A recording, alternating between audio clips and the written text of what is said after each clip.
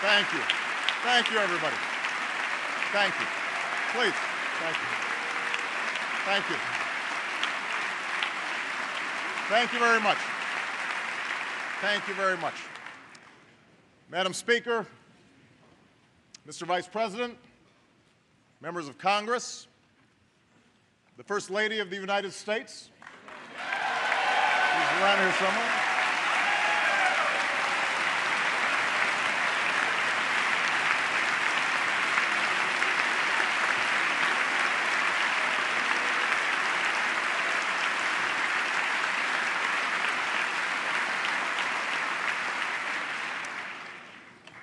I have come here tonight not only to address the distinguished men and women in this great chamber, but to speak frankly and directly to the men and women who sent us here.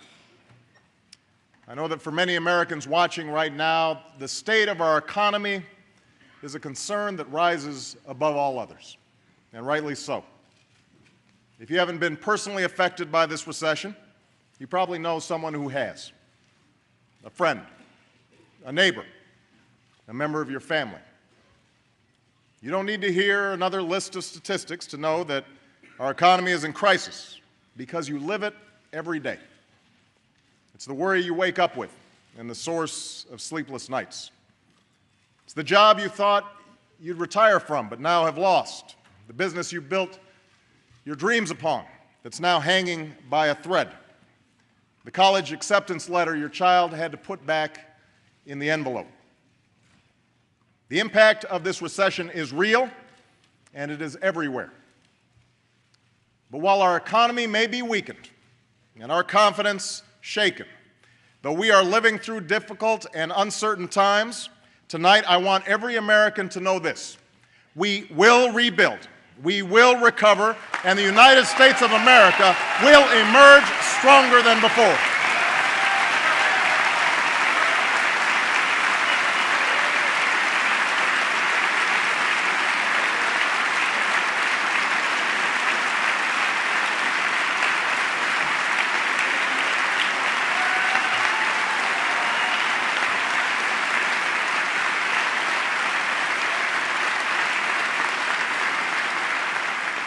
The weight of this crisis will not determine the destiny of this nation.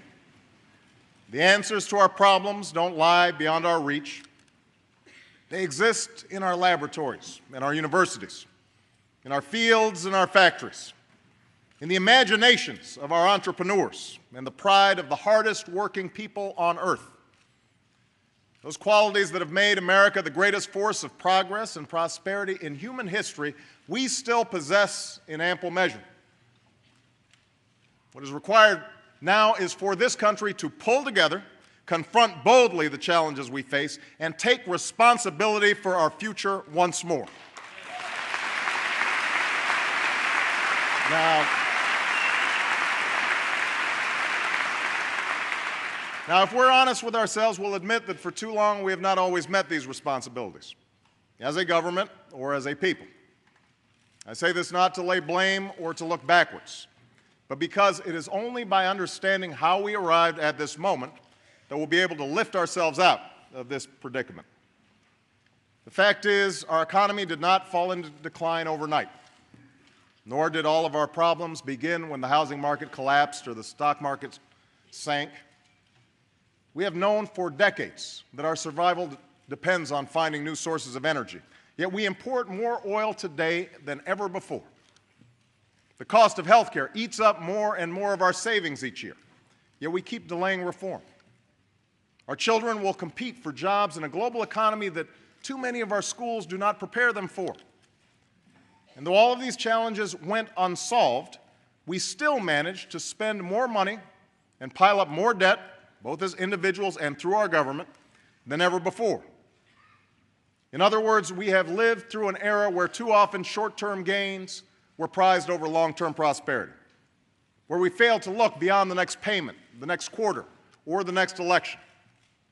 The surplus became an excuse to transfer wealth to the wealthy instead of an opportunity to invest in our future. Regulations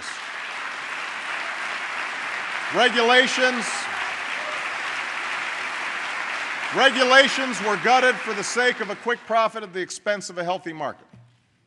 People bought homes they knew they couldn't afford from banks and lenders who pushed those bad loans anyway.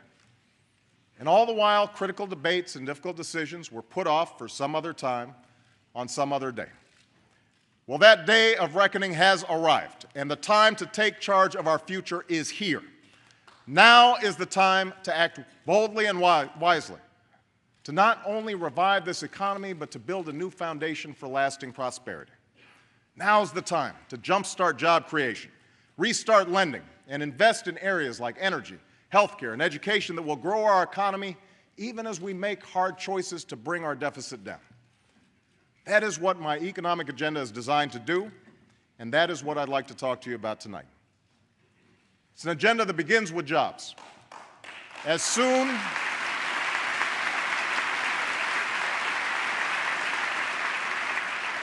as I took office, I asked this Congress to send me a recovery plan by President's Day that would put people back to work and put money in their pockets. Not because I believe in bigger government. I don't. Not because I'm not mindful of the massive debt we've inherited. I am.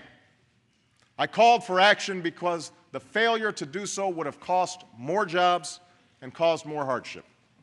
In fact, a failure to act would have worsened our long-term deficit by assuring weak economic growth for years. And that's why I pushed for quick action.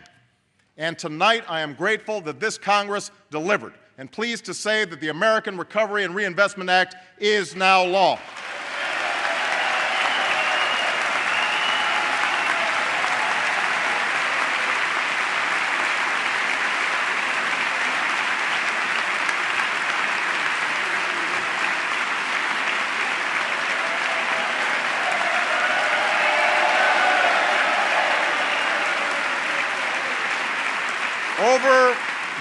Over the next 2 years, this plan will save or create 3.5 million jobs. More than 90% of these jobs will be in the private sector. Jobs rebuilding our roads and bridges, constructing wind turbines and solar panels, laying broadband, and expanding mass transit. Because of this plan, there are teachers who can now keep their jobs and educate our kids. Healthcare professionals can continue caring for our sick. There are 57 police officers who are still on the streets of Minneapolis tonight because this plan prevented the layoffs their department was about to make.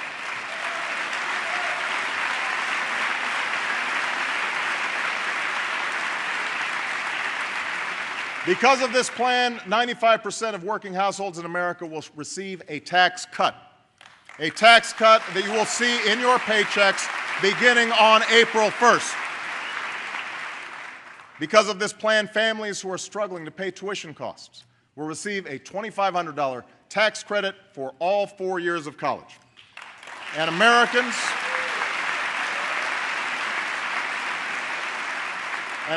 who have lost their jobs in this recession will be able to receive extended unemployment benefits and continued health care coverage to help them weather this storm. Now,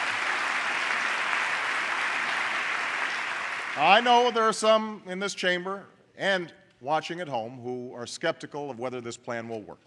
And I understand that skepticism. Here in Washington, we've all seen how quickly good intentions can turn into broken promises and wasteful spending. And with a plan of this scale comes enormous responsibility to get it right. And that's why I've asked Vice President Biden to lead a tough, unprecedented oversight effort, because nobody messes with Joe. Isn't that right? They don't mess with it.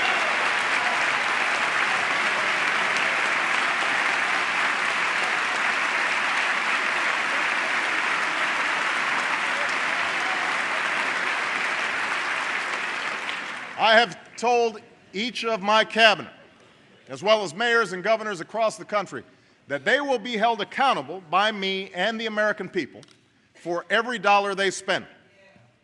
I've appointed a proven and aggressive Inspector General to ferret out any and all cases of waste and fraud. And we have created a new website called recovery.gov so that every American can find out how and where their money is being spent. So the recovery plan we passed is the first step in getting our economy back on track. But it is just the first step. Because even if we manage this plan flawlessly, there will be no real recovery unless we clean up the credit crisis that has severely weakened our financial system. I want to speak plainly and candidly about this issue tonight because every American should know that it directly affects you and your family's well-being. You should also know that the money you've deposited in banks across the country is safe. Your insurance is secure. You can rely on the continued operation of our financial system. That's not the source of concern. The concern is that if we do not restart lending in this country, our recovery will be choked off before it even begins. You see, the flow of credit is the lifeblood of our economy. The ability to get a loan is how you finance the purchase of everything from a home to a car to a college education. How stores stock their shelves, farms buy equipment, and businesses make payroll. But credit has stopped flowing the way it should. Too many bad loans from the housing crisis have made their way onto the books of too many banks. And with so much debt and so little confidence, these banks are now fearful of lending out any more money to households, to businesses, or even to each other. And when there's no lending, families can't afford to buy homes or cars. So businesses are forced to make layoffs. Our economy suffers even more, and credit dries up even further. That is why this administration is moving swiftly and aggressively to break this destructive cycle, to restore confidence and restart lending. And we will do so in several ways. First, we are creating a new lending fund that represents the largest effort ever to help provide auto loans, college loans, and small business loans to the consumers and entrepreneurs who keep this economy running.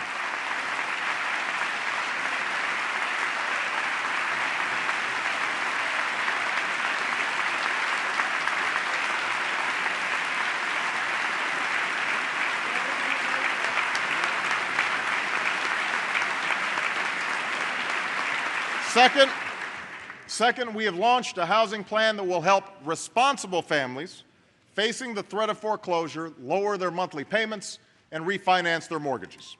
It's a plan that won't help speculators or that neighbor down the street who bought a house he could never hope to afford.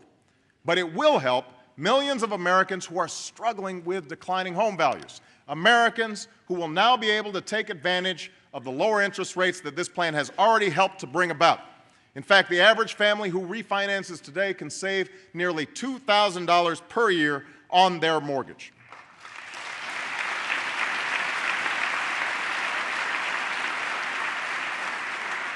Third, we will act with the full force of the federal government to ensure that the major banks that Americans depend on have enough confidence and enough money to lend even in more difficult times.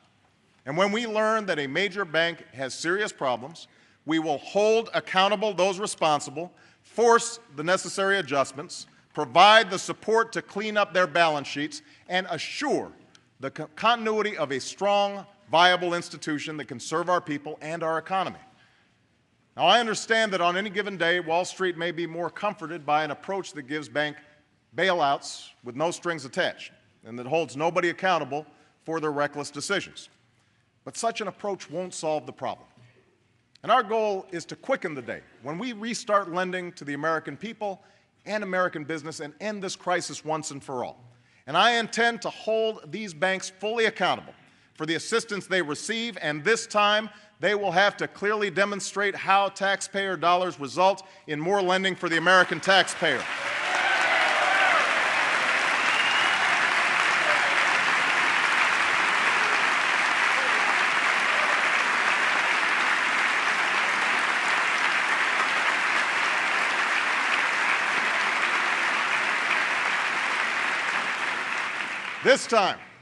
This time, CEOs won't be able to use taxpayer money to pad their paychecks or buy fancy drapes or disappear on a private jet.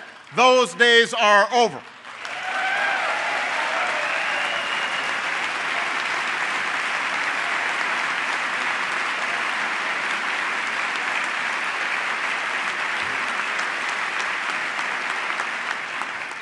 Still, this plan will require significant resources from the federal government. And yes, probably more than we've already set aside. But while the cost of action will be great, I can assure you that the cost of inaction will be far greater. For it could result in an economy that sputters along for not months or years, but perhaps a decade. That would be worse for our deficit, worse for business, worse for you, and worse for the next generation, and I refuse to let that happen.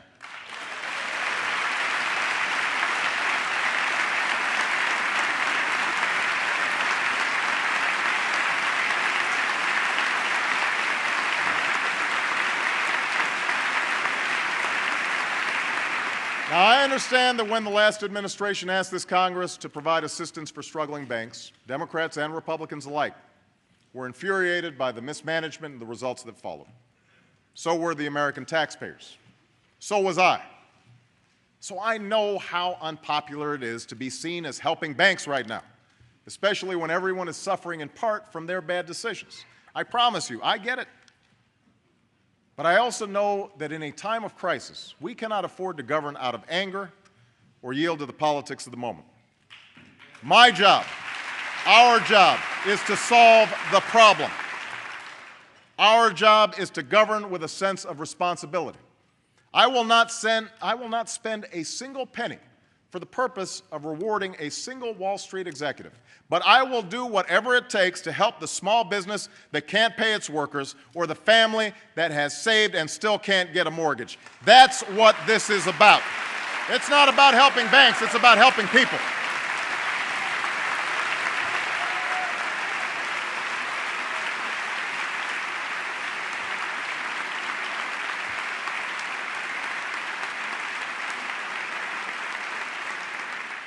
It's not about helping banks.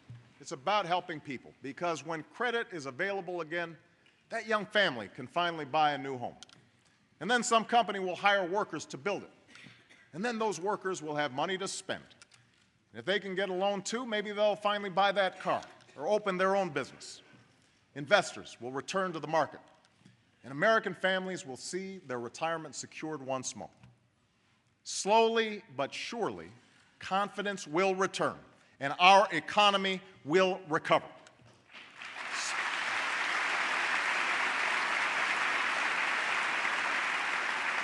So I ask this Congress to join me in doing whatever proves necessary, because we cannot consign our nation to an open-ended recession. And to ensure that a crisis of this magnitude never happens again, I ask Congress to move quickly on legislation that will finally reform our outdated regulatory system. It is time. It is time.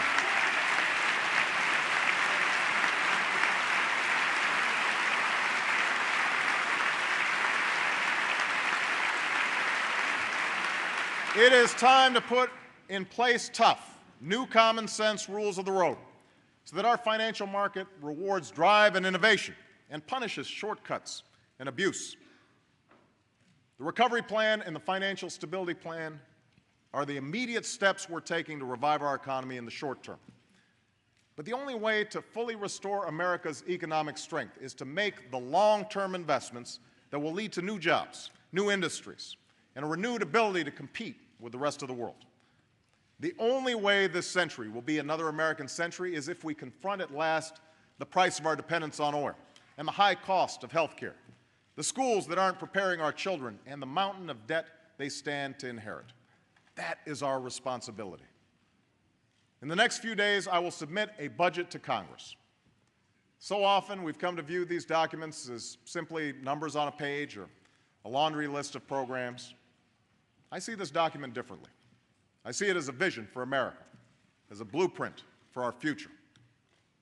My budget does not attempt to solve every problem or address every issue. It reflects the stark reality of what we've inherited: a $1 trillion deficit, a financial crisis, and a costly recession. Given these realities, everyone in this chamber, Democrats and Republicans, will have to sacrifice some worthy priorities for which there are no dollars, and that includes me. But that does not mean we can afford to ignore our long-term challenges. I reject the view that says our problems will simply take care of themselves, that says government has no role in laying the foundation for our common prosperity. for history tells a different story. History reminds us that at every moment of economic upheaval and transformation, this nation has responded with bold action and big ideas. In the midst of civil war, we laid railroad tracks from one coast to another that spurred commerce and industry. From the turmoil of the Industrial Revolution came a system of public high schools that prepared our citizens for a new age. In the wake of war and depression, the GI Bill sent a generation to college and created the largest middle class in history.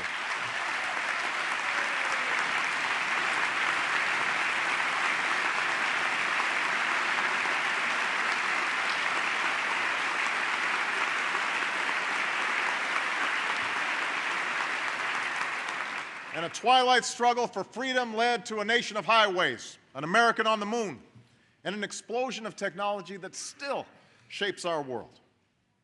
In each case, government didn't supplant private enterprise. It catalyzed private enterprise. It created the conditions for thousands of entrepreneurs and new businesses to adapt and to thrive. We are a nation that has seen promise amid peril and claimed opportunity from ordeal. Now we must be that nation again. And that is why, even as it cuts back on programs we don't need, the budget I submit will invest in the three areas that are absolutely critical to our economic future: energy, healthcare, and education.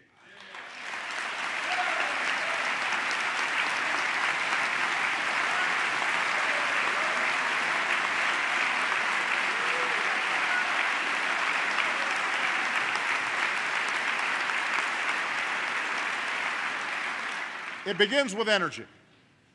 We know the country that harnesses the power of clean, renewable energy will lead the 21st century.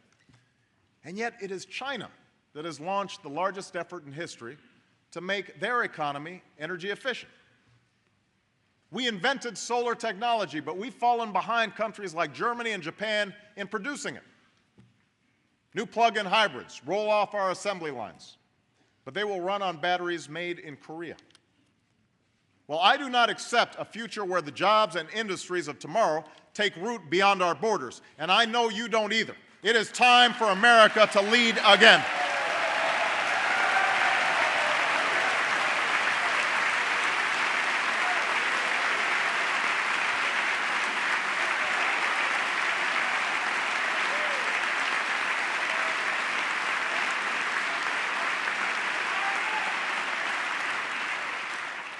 Thanks to our recovery plan, we will double this nation's supply of renewable energy in the next 3 years. We've also made the largest investment in basic research funding in American history, an investment that will spur not only new discoveries in energy, but breakthroughs in medicine and science and technology. We will soon lay down thousands of miles of power lines that can carry new energy to cities and towns across this country. And we will put Americans to work, making our homes and buildings more efficient, so that we can save billions of dollars on our energy bills. But to truly transform our economy, to protect our security and save our planet from the ravages of climate change, we need to ultimately make clean, renewable energy the profitable kind of energy. So I ask this Congress to send me legislation that places a market-based cap on carbon pollution and drives the production of more renewable energy in America. That's what we need.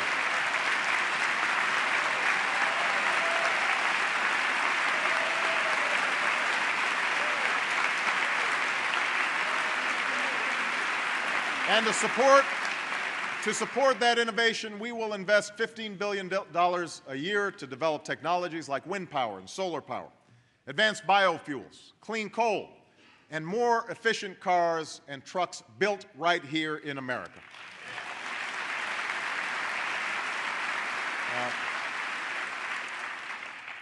Speaking of our auto industry, everyone recognizes that years of bad decision-making and a global recession have pushed our automakers to the brink. We should not and will not protect them from their own bad practices. But we are committed to the goal of a retooled, reimagined auto industry that can compete and win. Millions of jobs depend on it, scores of communities depend on it, and I believe the nation that invented the automobile cannot walk away from it.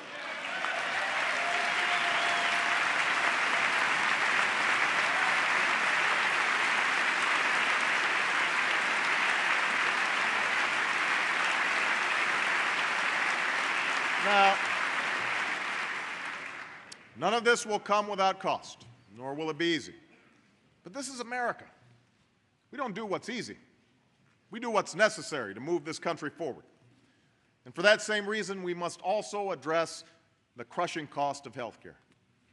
There's a cost that now causes a bankruptcy in America every 30 seconds. By the end of the year, it could cause 1.5 million Americans to lose their homes. In the last 8 years, premiums have grown 4 times faster than wages. And in each of these years, 1 million more Americans have lost their health insurance. It is one of the major reasons why small businesses close their doors and corporations ship jobs overseas. And it is one of the largest and fastest growing parts of our budget. Given these facts, we can no longer afford to put health care reform on hold. We can't afford to do it. It's time.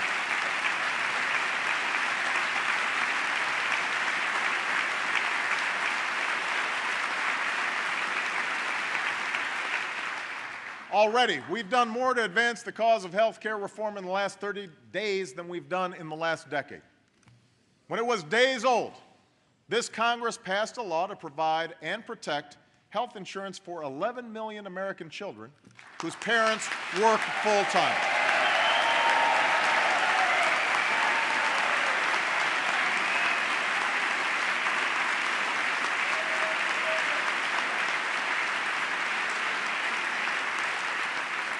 Our recovery plan will invest in electronic health records and new technology that will reduce errors, bring down costs, ensure privacy, and save lives. It will launch a new effort to conquer a disease that has touched the life of nearly every American, including me, by seeking a cure for cancer in our time.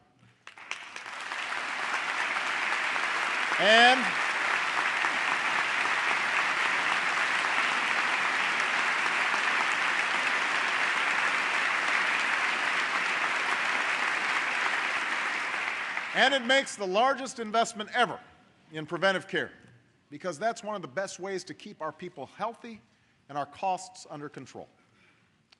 This budget builds on these reforms. It includes a historic commitment to comprehensive health care reform, a down payment on the principle that we must have quality, affordable health care for every American.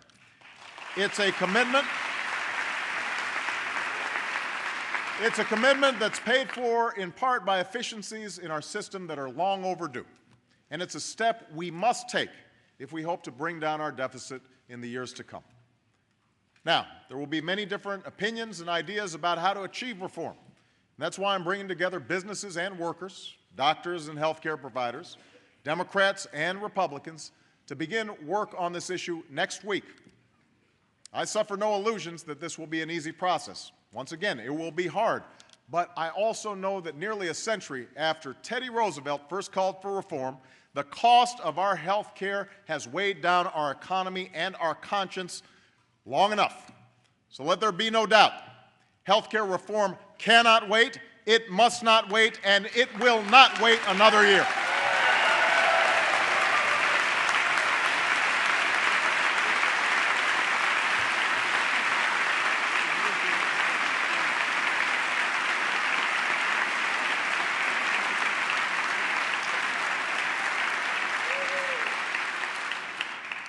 The third challenge we must address is the urgent need to expand the promise of education in America.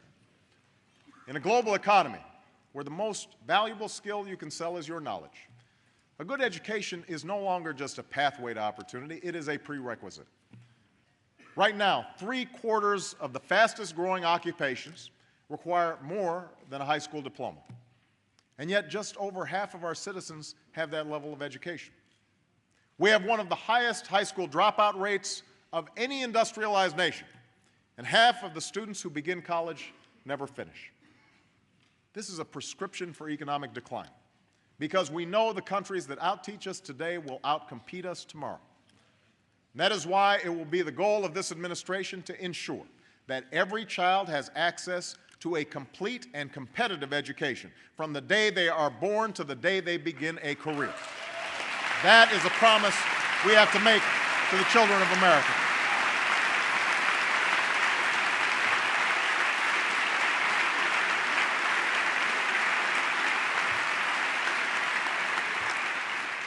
Already we've made historic investment in education through the Economic Recovery Plan.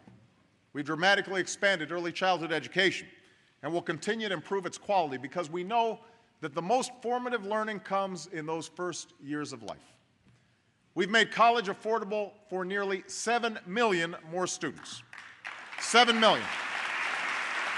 And we have provided the resources necessary to prevent painful cuts and teacher layoffs that would set back our children's progress. But we know that our schools don't just need more resources, they need more reform. And that is why this budget creates new incentives for teacher performance, pathways for advancement, and rewards for success. We'll invest in innovative programs that are already helping schools meet high standards and close achievement gaps. And we will expand our commitment to charter schools. It is our responsibility as lawmakers and as educators to make this system work. But it is the responsibility of every citizen to participate in it. So tonight I ask every American to commit to at least 1 year or more of higher education or career training. This can be a community college or a 4-year school, vocational training or an apprenticeship. But whatever the training may be, every American will need to get more than a high school diploma.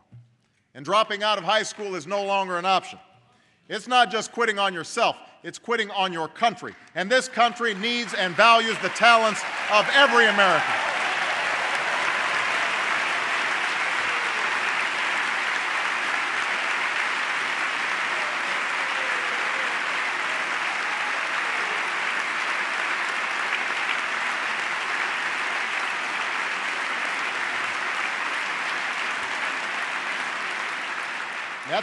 That's why we will provide the support necessary for all young Americans to complete college and meet a new goal. By 2020, America will once again have the highest proportion of college graduates in the world. That is a goal we can meet. That's a goal we can meet.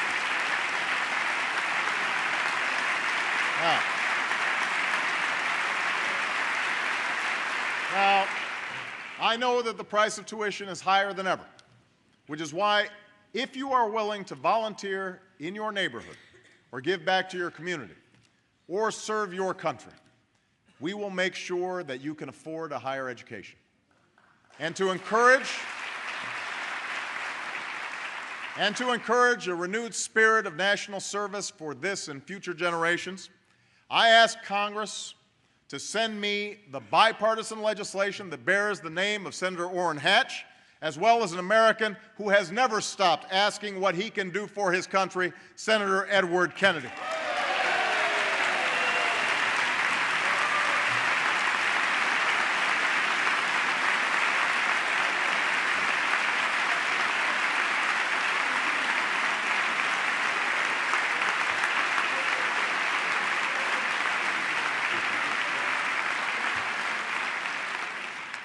These education policies will open the doors of opportunity for our children. But it is up to us to ensure they walk through them. In the end, there is no program or policy that can substitute for a parent, for a mother or father who will attend those parent-teacher conferences, or help with homework, or turn off the TV, put away the video games, read to their child. I speak to you not just as a president, but as a father, when I say that responsibility for our children's education must begin at home. That is not a Democratic issue or a Republican issue. That's an American issue.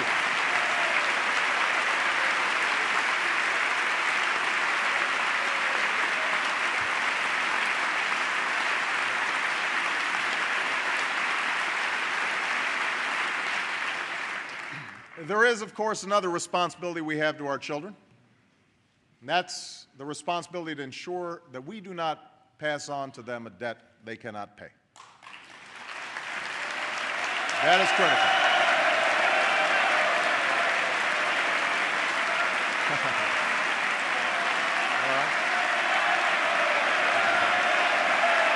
Yeah, I agree.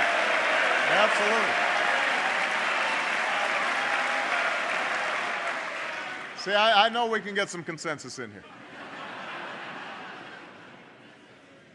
With the deficit we inherited, the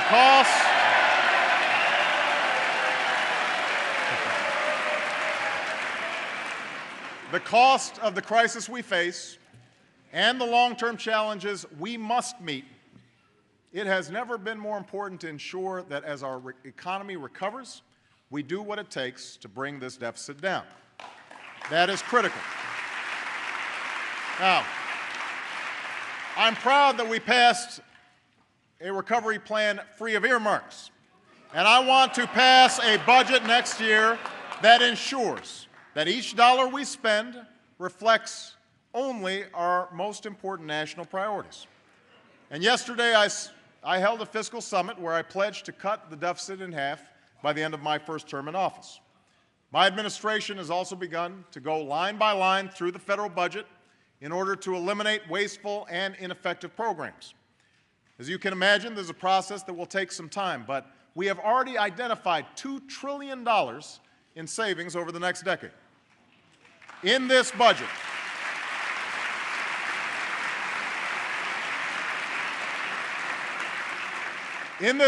we will end education programs that don't work and end direct payments to large agribusiness that don't need them. We'll eliminate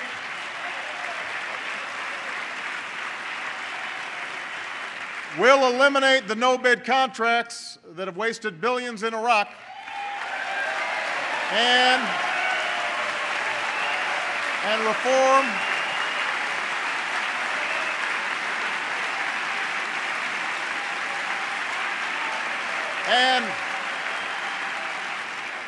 reform our defense budgets so that we're not paying for Cold War-era weapon systems we don't use. We will root out the waste and fraud and abuse in our Medicare program that doesn't make our seniors any healthier. We will restore a sense of fairness and balance to our tax code by finally ending the tax breaks for corporations that ship our jobs overseas.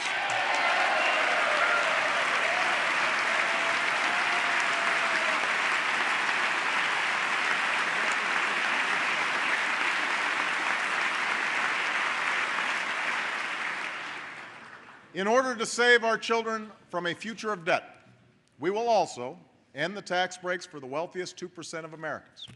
Now, let me be clear.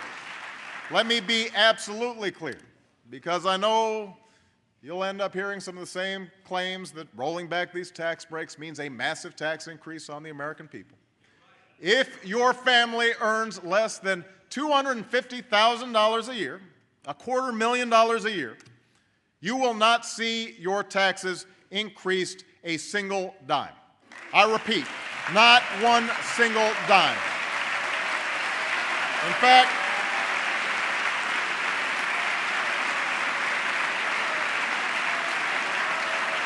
not a dime.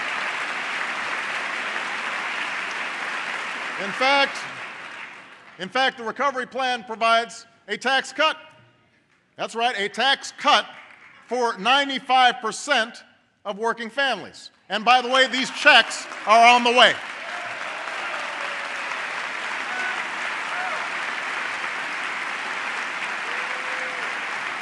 Now, to preserve our long-term fiscal health, we must also address the growing cost in Medicare and Social Security. Comprehensive health care reform is the best way to strengthen Medicare for years to come. And we must also begin a conversation on how to do the same for Social Security while creating tax-free universal savings accounts for all Americans. Finally, because we're also suffering from a deficit of trust, I am committed to restoring a sense of honesty and accountability to our budget. That is why this budget looks ahead 10 years and accounts for spending that was left out under the old rules. And for the first time, that includes the full cost of fighting in Iraq and Afghanistan. For 7 years, we've been a nation at war. No longer will we hide its price.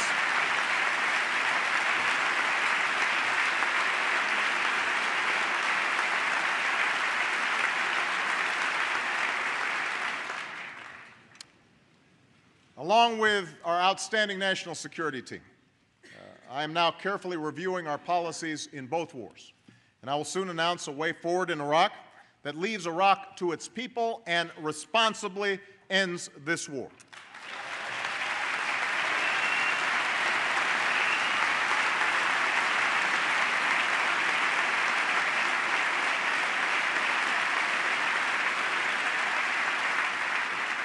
And with our friends and allies, we will forge a new and comprehensive strategy for Afghanistan and Pakistan to defeat al-Qaeda and combat extremism, because I will not allow terrorists to plot against the American people from safe havens halfway around the world.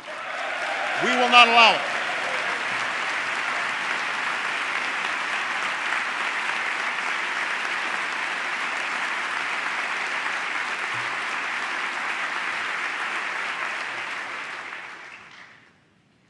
As we meet here tonight, our men and women in uniform stand watch abroad and more are readying to deploy. To each and every one of them, and to the families who bear the quiet burden of their absence, Americans are united in sending one message: we honor your service. We are inspired by your sacrifice, and you have our unyielding support.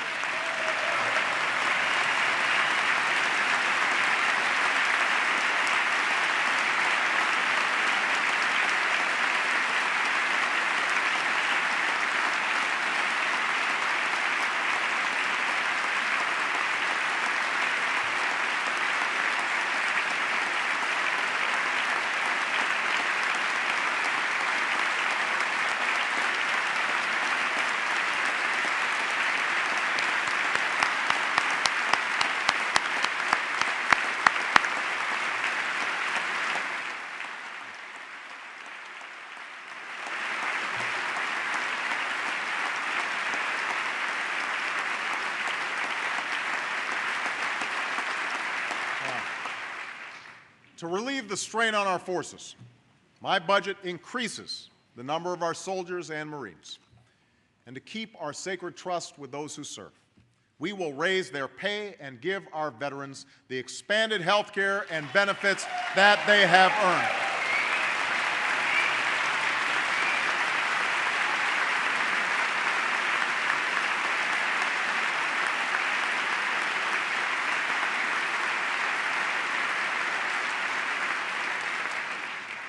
To overcome extremism, we must also be vigilant in upholding the values our troops defend, because there is no force in the world more powerful than the example of America. And that is why I have ordered the closing of the detention center at Guantanamo Bay and will seek swift and certain justice for captured terrorists. Because living our values doesn't make us weaker, it makes us safer, and it makes us stronger. And that is why I can stand here tonight and say without exception or equivocation that the United States of America does not torture.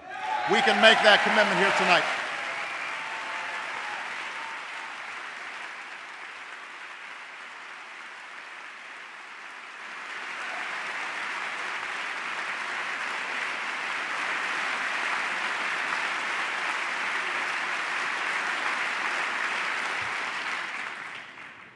In words and deeds, we are showing the world that a new era of engagement has begun. For we know that America cannot meet the threats of this century alone, but the world cannot meet them without America. We cannot shun the negotiating table, nor ignore the foes or forces that could do us harm. We are instead called to move forward with the sense of confidence and candor that serious times demand. To seek progress towards a secure and lasting peace between Israel and her neighbors, we have appointed an envoy to sustain our effort. To meet the challenges of the 21st century, from terrorism to nuclear proliferation, from pandemic disease to cyber threats to crushing poverty, we will strengthen old alliances, forge new ones, and use all elements of our national power. And to respond to an economic crisis that is global in scope, we are working with the nations of the G20 to restore confidence in our financial system, avoid the possibility of escalating protectionism, and spur demand for American goods in markets across the globe. For the world depends on us having a strong economy, just as our economy depends on the strength of the world's. As we stand at this crossroads of history, the eyes of all people in all nations are once again upon us, watching to see what we do with this moment, waiting for us to lead. Those of us gathered here tonight have been called to govern in extraordinary times. It is a tremendous burden, but also a great privilege, one that has been entrusted to few generations of Americans. For in our hands lies the ability to shape our world, for good or for ill. I know that it's easy to lose sight of this truth, to become cynical and doubtful, consumed with the petty and the trivial. But in my life, I have also learned that hope is found in unlikely places, that inspiration often comes not from those with the most power or celebrity, but from the dreams and aspirations of ordinary Americans who are anything but ordinary. I think of Leonard Abbas, a bank president from Miami who reportedly cashed out of his company, took a $60 million bonus, and gave it out to all 399 people who worked for him, plus another 72 who used to work for him. He didn't tell anyone. But when the local newspaper found out, he simply said, "I knew some of these people since I was 7 years old. It didn't feel right getting the money myself." I think about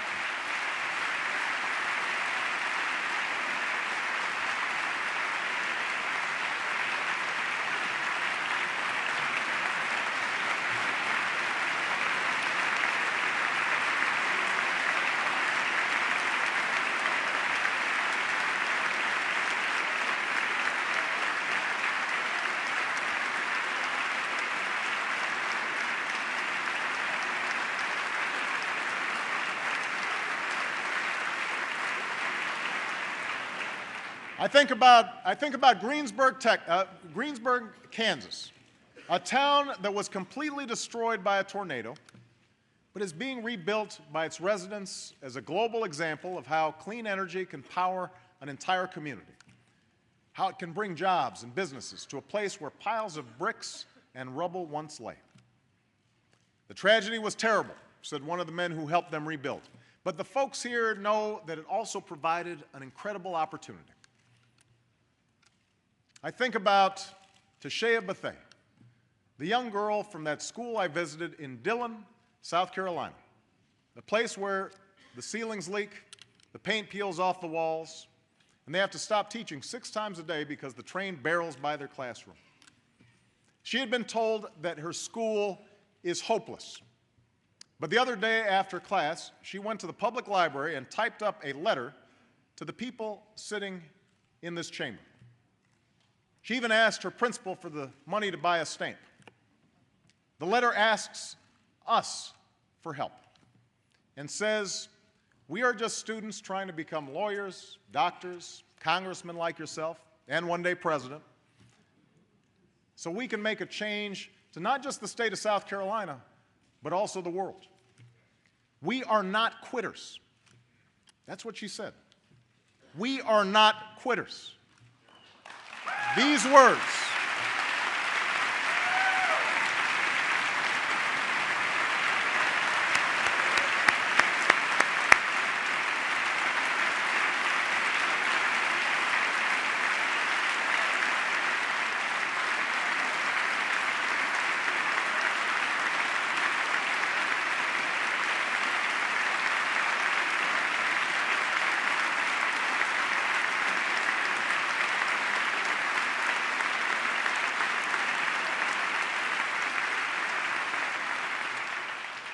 These words and these stories tell us something about the spirit of the people who sent us here.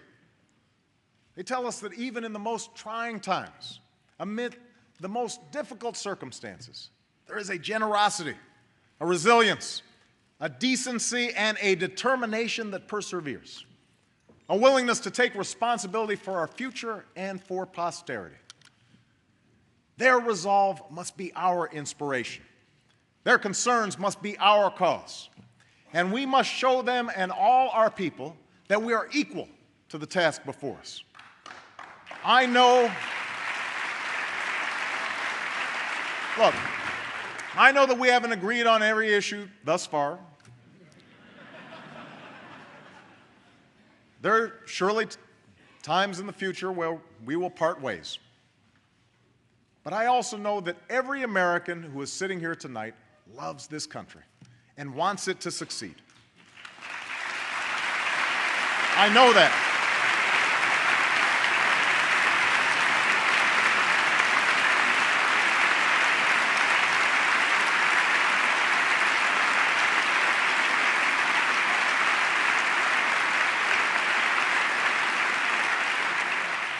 That must be the starting point for every debate we have in the coming months, and where we return after those debates are done. That is the foundation on which the American people expect us to build common ground. And if we do, if we come together and lift this nation from the depths of this crisis, if we put our people back to work and restart the engine of our prosperity, if we confront without fear the challenges of our time and summon that enduring spirit of an America that does not quit, then someday, years from now, our children can tell their children that this was the time when we performed, in the words that are carved into this very chamber, something worthy to be remembered. Thank you. God bless you. And may God bless the United States of America. Thank you.